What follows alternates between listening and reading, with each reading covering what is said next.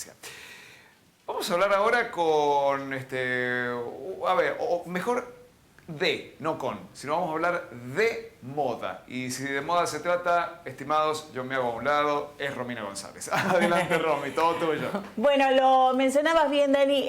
Vamos a tocar un tema, vamos a salir completamente de la educación, la economía, bueno, la previa del Día del Niño, la política. Nos vamos a dedicar a la moda y en esta oportunidad traerles un concepto, digamos, un estudio, un análisis de cómo la moda es parte de las modificaciones también o de la expresión en realidad sociocultural de cada provincia, de cada región, de cada país, de cada continente. Es por eso que está con nosotros Ari Ribeira, diseñadora, que nos va a ayudar un poquito a, bueno, masticar todo esto y empezar a comprender de dónde vienen todos los estilos que vemos hoy en día. ¿Cómo estás, Ari? Bienvenida. Muy bien, gracias. ¿Vos? ¿Todo bien? Bien. Bueno, Ari, la moda es...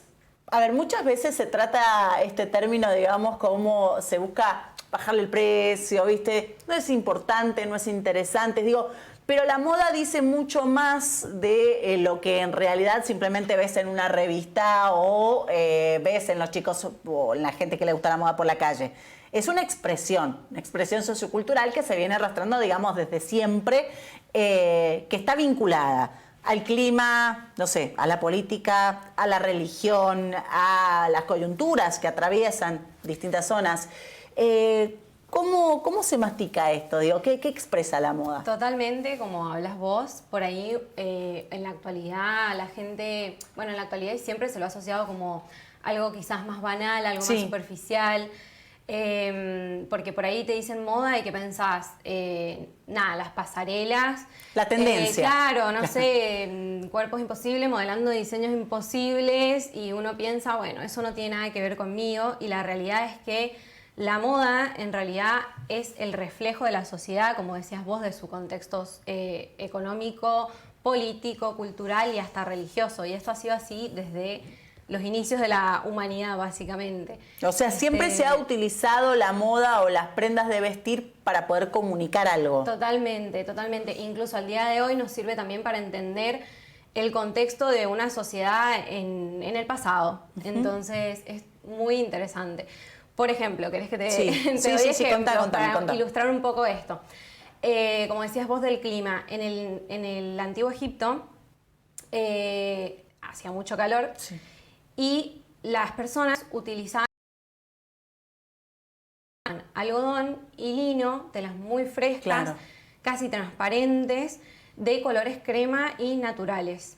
Si bien tenían que usar estas vestimentas por el clima, los egipcios eran muy coquetos y agregaban color con accesorios, con mucho maquillaje. Vos sabés que, bueno, el maquillaje viene de cuellos, totalmente, aros, alguna especie, yo lo voy a nombrar así, pero tipo como que coronas. También tenían sus distintas simbologías dependiendo del rango, por ejemplo.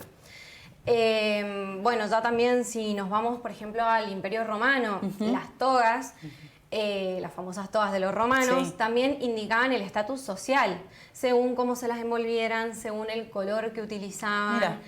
Esto era así desde hace muchísimo. En África también, en la tribu de los Masái, por ejemplo, las distintas joyerías expresan el estado civil de las mujeres, por ejemplo.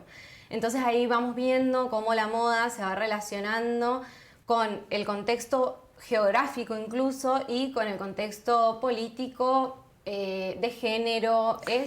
¿Y qué pasaba, Ari, por ejemplo, porque hemos hablado de otros lugares, pero qué pasaba con nuestra región, con las culturas o las tribus andinas a las que estamos acostumbradas? Por ejemplo, las identificamos también con muchos colores vibrantes en muchos casos, bueno, dependiendo de la zona. Totalmente, y bueno, es súper importante también hablar de las culturas andinas porque es lo que nos interpela acá. Desde antes de los incas, te diré, se trabajaba muchísimo los textiles. Sí. De hecho, es algo que los caracteriza mucho. Vamos a hablar sobre todo de la zona andina del Perú, del norte de Chile, que es la que más creció, digamos, la que después hizo el imperio inca.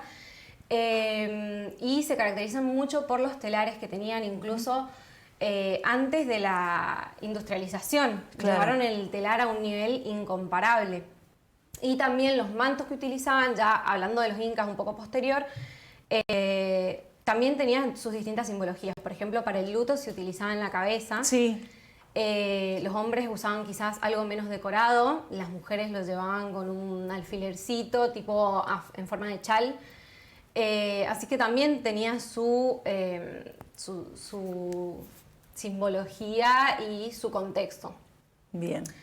Ya, bueno, después sucede algo que a nivel global cambió mucho la forma en la que se venía manejando la moda, porque antes de la Revolución Industrial, la moda estaba impuesta más que nada por la burguesía, por los gustos de la burguesía. Y luego de la Revolución Industrial la moda se democratiza en cierto punto y pasa a ser demanda de la sociedad en general. Claro, de cualquiera. Totalmente, claro. Por supuesto que siempre hay un contexto atrás. Si bien la Revolución Industrial cambió la forma de producir moda y de esto, de que las personas fueran las que demandaban y no tanto las altas clases Claro, un cierto sociales. grupo reducido de gente.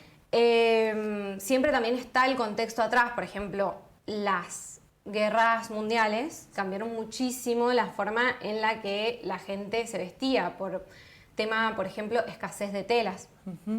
Después de la Primera Guerra Mundial y la Gran Depresión, o sea, durante la Gran Depresión, había escasez de telas y por esto claramente eran muy caras, no todas las personas las podían comprar. ¿Qué pasa? Las mujeres comenzaron a hacer vestidos con los sacos de harina, que en ese momento los vendían en sacos de tela. O sea que ya de ahí, o sea, más o menos desde ahí podemos empezar a hablar de esto que hoy lo charlábamos en alguna participación tuya en el programa, que tiene que ver con esto del ingenio y la moda circular, de tomar, en este caso, otros elementos para reutilizarlos y hacerlos moda. Totalmente, desde siempre ha estado eso. Bueno, en este caso, incluso los fabricantes de harina se dieron cuenta de este detalle, de que las mujeres empezaron a hacer sus vestidos con los sacos y empezaron a sacar sacos de harina estampados, floreados, coloridos. Entonces, bueno, ahí también hay un ejemplo de cómo la industria se va adaptando también a lo que demanda la sociedad en ese momento. Claro.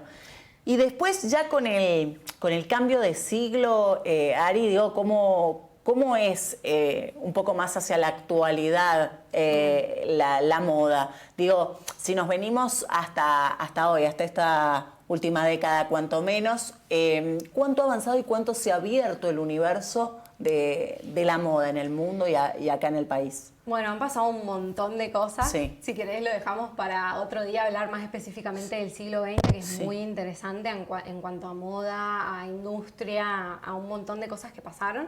Pero está bueno que hablemos de actualidad, porque por ahí la gente se pregunta cómo pasamos de, no sé, de usar taparrabos a vestidos victorianos todo, a la actualidad. Claro, o sea, en todo. Sí.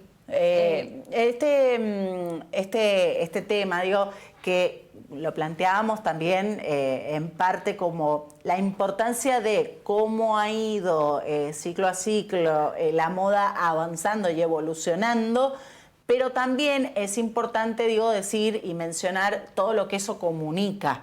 Sí. Digo, cómo ha hecho el mundo para ayornarse y adaptarse a esa situación también desde la moda, básicamente, desde lo que uno viste. Exacto. ¿Qué se lograba o qué se buscaba comunicar, por ejemplo, allá en las culturas andinas, digo, con la implementación de tantos colores, de la utilización de tantos colores, por ejemplo, en la vestimenta? Bueno, muchas veces los colores tenían que ver con lo que hablábamos del estatus social, del género, de si eras hombre, de si eras mujer. Pero también muchas veces era el mismo gusto de la gente en ese momento y los materiales, eso es súper importante, los materiales que podían conseguir en su región, las tinturas que podían llegar a utilizar. No todo el mundo tenía acceso a los mismos colores, por ejemplo. Eso va a depender muchísimo de la región. Y Ari, contame eso, por ejemplo, ¿qué es lo que se mantiene o se puede ver al día de hoy, que se ha mantenido, digamos, dentro de lo que es la moda, en la selección de colores? Porque hoy todavía los colores siguen comunicando, digo en esto. Total. Seguimos hablando de que el rojo tiene un significado quizás de estridencia, de pasión, de sensualidad. ¿Por qué el negro, por ejemplo, se convierte en un color clásico, termina convirtiéndose en un color clásico, o el blanco también? Digo, ¿cómo se llega a eso? Bueno, el negro es algo muy curioso porque hasta el siglo XX era asociado con el luto. Sí. Específicamente era usado por las personas, sobre todo por las viudas, por las mujeres. Sí. Durante las épocas, los periodos de luto, que antes, incluso yo no sé si todo el mundo sabe esto, pero era hasta una ley que la viuda tenía que usar negro durante cierto periodo de tiempo antes de que fuera prudente cambiar el color de su vestimenta. Claro. O hasta que se volviera a casar. Claro. Bueno, de hecho, yo me acuerdo, esto es una infidencia, digo, cuando por ahí yo era más chica, ¿viste? Decís, che, no, me quiero comprar esto negro.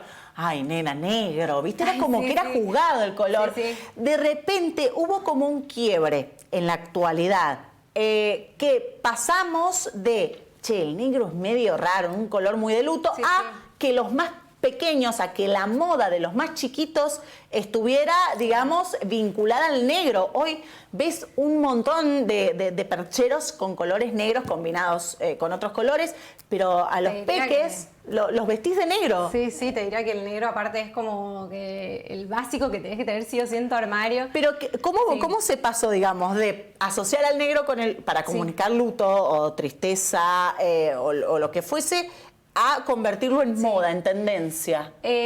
Bueno, cambió, hubo un gran quiebre con una gran referente en el siglo XX que fue Coco Chanel, porque los hombres sí usaban negro, los trajes sí eran negros. El tema un poco tabú, el tema como prohibido para el negro era para las mujeres, que tenían que ser floridas, tenían que ser coloridas.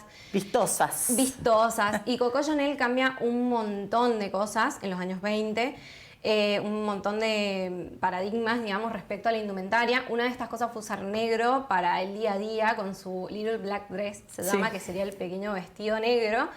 Ella, o sea, fue totalmente polémica en su época porque agarra y, por ejemplo, acorta los vestidos hasta justo por debajo de las rodillas, que eso hasta ese momento no se veía. Saca el corsé, por ejemplo, siluetas más holgadas, más cómodas para que la mujer pudiera trabajar, pudiera hacer su vida. Y ella impone el negro de moda. De hecho, entre las mujeres hasta antes de Coco Chanel eso era impensado. También incluso ella empieza impone la tendencia de que las mujeres usen pantalones. Antes de Coco Chanel eso no se veía. No. O sea, digamos, una vanguardista para esa época. Totalmente. Tomamos, o bajo este ejemplo del color negro, porque es un claro ejemplo de comunicación. De cómo antes vos con el color y tu vestimenta en negro comunicabas una cosa y cómo eso se ha ido vaciando muchas veces de ese significado para rellenarlo con otro contenido. Y hoy, por ejemplo, esto que mencionabas vos de los años 20 con Coco Chanel, tiene que ver también con que ese pequeño vestido negro, hoy, en la actualidad, quizás es fondo de placar, digamos. Lo necesitas tenerlo porque es algo que lo vas a usar siempre. Y nos llega hasta el día de hoy su influencia, digamos, porque por ahí, viste que a nuestras abuelas, como decís, les cuesta más usar negro, porque es algo que ya traían desde antes. Desde otras generaciones, desde la generación de sus mamás, por ejemplo, que es como que no se veía mucho en que una mujer usara negro. Así que bueno, así llegamos también al día de hoy con un montón de historia. Claro. Y yo te quiero leer una cita de una socióloga de acá de Argentina que se especializó en sociología del vestir, que es súper interesante. Por ahí uno piensa, o sea, la gente por ahí ni sabe que esto existe, ¿viste? Sí. Y dice, esto lo escribió en 1999, o sea, tampoco es tan actual. El nuevo diseño deberá responder a requerimientos que sumen la funcionalidad a la practicidad, al cuerpo humano real, a los nuevos materiales y a contemplar la relación entre la naturaleza ambiental y humana. O sea que Susana Solkin se llama, no sé si lo mencioné, tampoco sé si estoy pronunciando bien su apellido, pero O sea que ella ya nos estaba hablando en el 99, hace 25 años, de que en este nuevo siglo las personas ya iban a empezar a, por ejemplo, buscar más la funcionalidad y la comodidad de las prendas al cuerpo. ¿Qué es lo que hoy se ve? Hoy Total. la moda es la comodidad, digo. Yo siempre digo el gran descubrimiento que fue para mí el hecho del oversize, de Total. la ropa sin género, de la comodidad. Sí, hoy en día estamos en el auge del oversize y lo que no podía prever Susana Solquín en el 99, que igual un poco impulsó esto, fue la pandemia. Después de la pandemia yo te diré que casi no se ven, no sé, bueno, vos te fijás en las grandes referentes, influencers o lo que sea de moda, no usan tacos ya casi, por ejemplo, o sea, zapatillas. La moda es la zapatilla. Cómodos. 600 millones de diseños de zapatillas, Sí. Y de pantubotas que Total.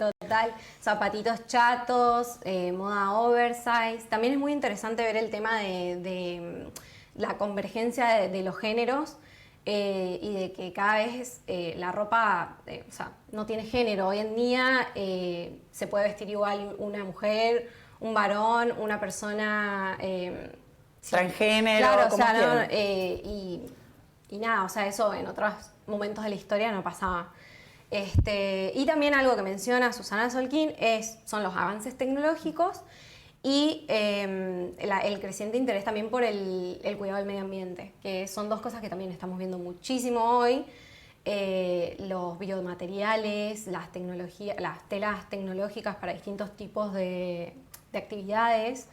Y también un poco lo que nada, me lleva a mí acá, Esto sí. que es el cuidado del medio ambiente en la industria textil.